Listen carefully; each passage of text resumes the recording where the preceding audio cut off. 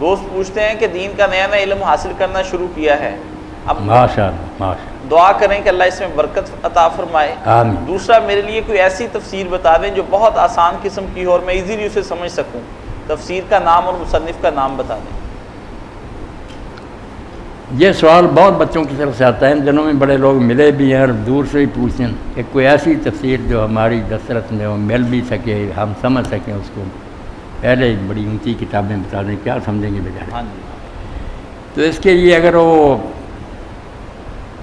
سمجھنا چاہتا ہے کہ بریلوی علماء نے قرآن کی کیا تفسیر کی ہے، تو اس کے لیے اور چھوڑیں ضیاء القرآن، پیر محمد کرم شاہ اللہ تعالیٰ رحمۃ اللہ، دسترس رائے شریف عدالت کے پڑھے لکھے تھے، عالم تھے، جامعہ ادب سے فارغ، انہوں نے ضیاء القرآن، ضیاء النبی، وہ قرآن پڑھے یا سیرت پر، یہ آرا ترجمہ اردو شرح بھی بہت اچھی ہے۔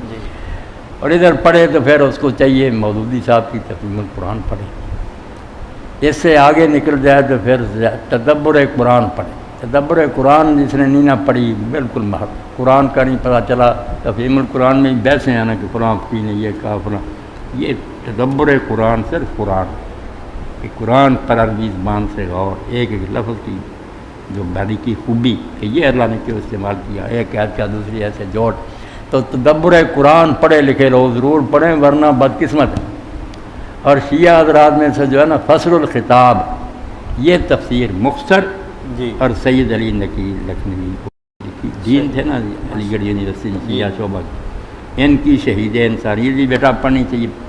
جب 13 صدیاں پوری ہو گئی نا امام حسین علیہ السلام کی شہادت کو، 14ویں صدی شروع ہوئی، تو پھر یہ سوال پیدا ہوا کہ اس موقع پر دنیا کو کچھ تحفہ دینا چاہیے۔ امام کا جو کام تھا وہ کیا تھا؟ لوگوں نے مٹی میں ملا دی نا، کچھ نے کہا یار ایک آدمی نے نادانی سے کام کیا، نظر آتا تھا کہ دنیا ساری خلاف ہے، فوج ساتھ نہیں تھی، چند بچوں کو اور عورتوں کو لے کر وہ میدان میں چلا گیا، ایک حماقت کہنا چاہیے اس کے علاوہ۔ کچھ اس طرح بیٹا تبصرہ کرنے لگے، کچھ نے کہا نہیں لوگوں نے بے وفائی کی، کوفیوں نے دھوکہ ہو گیا، کچھ نے کچھ کہا، کچھ نے کہا خلیفہ کے خلاف کیوں کہا۔